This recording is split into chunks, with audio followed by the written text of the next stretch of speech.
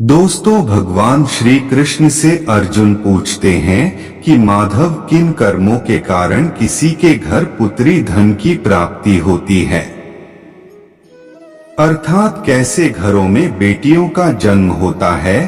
तब श्री कृष्ण ने अर्जुन से कहते हैं, हे पार्थ, अगर किसी के घर बैठे ही भाग्य अच्छे होते हैं तो बिटिया सौभाग्य से, और जो भी स्त्री या पुरुष अपने पूर्व जन्म में पुण्य कार्य वर्जित किए होते हैं उन्हें ही एक बेटी के माता पिता होने का सौभाग्य प्राप्त होता है।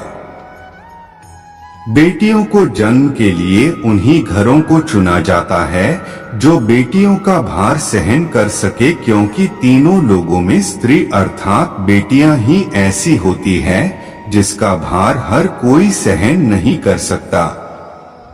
वह बेटियां ही होती है जो इस सृष्टि को निरंतर चलाती है। मां होने के लिए अपना सर्वस्व निछावर कर देते हैं।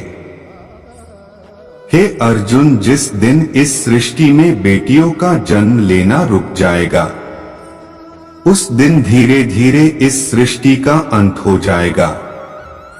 मित्रों को भगवान श्री कृष्ण के इन बातों पर गौर किया जाए तो उनका कहा बिल्कुल सही है, क्योंकि बेटियां अगर नहीं होंगी तो किसी का भी वंश आगे नहीं बढ़ सकता। दोस्तों, आपने भी कई लोगों को कहते सुना होगा कि जिस घर में बेटी का जन्म होता है वह घर स्वर्ग के समान होता है, क्योंकि बेटा तो केवल एक कुल को रोशन करता है, बेटियां तो दो कुलों को रोशन करती हैं। माता पिता के घर वह बेटी के रूप में अपने उत्तरदायित्व का निर्वहन करती है, तो ससुराल आकर एक बहू के रूप में सारे कर्तव्यों का पालन करती है। लड़कियां पिंडदान कर सकती है। दोस्तों, आजकल आप सुनती ही हो, बेटियां वो परिवार में किसी के मर जाने पर उसका पिंडदान नहीं कर सकती है। लेकिन यह बिल्कुल भी सही नहीं है, क्योंकि रामायण में बताया गया है कि प्रभु श्री राम के पिता राजा दशरथ की मृत्यु हो गई तो माता सीता अर्थात राजा दशरथ की बहू ने भी उनका पिंडदान किया था, जिससे उन्हें जन्म मरण के चक्र से मुक्ति मिल गई थी। इतना ही नहीं, हिंदू धर्म शास्त्रों में बताया गया है कि बेटियां भी अपने पिता के नाम का पिंडदान कर सकती हैं। वहीं अगर ससुराल पक्ष में कोई पुरुष नहीं है तो इस स्थिति में बहू भी पिंडदान कर सकती हैं।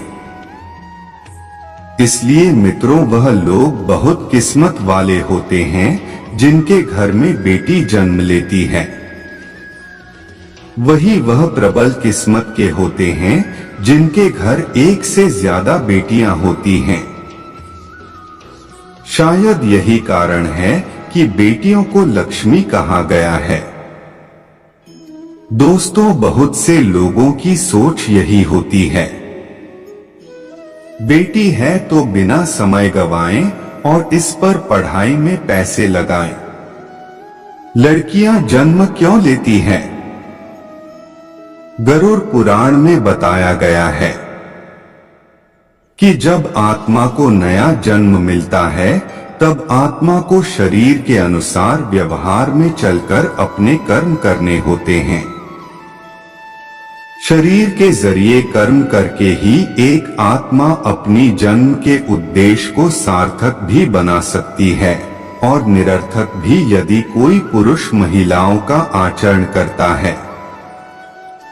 स्वभाव में महिलाओं वाले याद ले आता है या वही काम करना चाहता है जो एक महिला को करना चाहिए, तो ऐसे ही पुरुषों का आत्मा स्त्री का शरीर धारण करती है। वहीं गरुड़ पुराण में बताया गया है, यदि कोई व्यक्ति मृत्यु के अंतिम चरण में किसी स्त्री को याद करते हुए प्राण त्याग करता है तो वह अगले जन्म स्त्री के रूप में जन्म लेता है। वही अंतिम चरण में भगवान का नाम लेता है तो उसे मोक्ष की प्राप्ति होती है। दोस्तों, आज के लिए बस इतना ही। मिलते हैं अगले वीडियो में। जय श्री कृष्णा।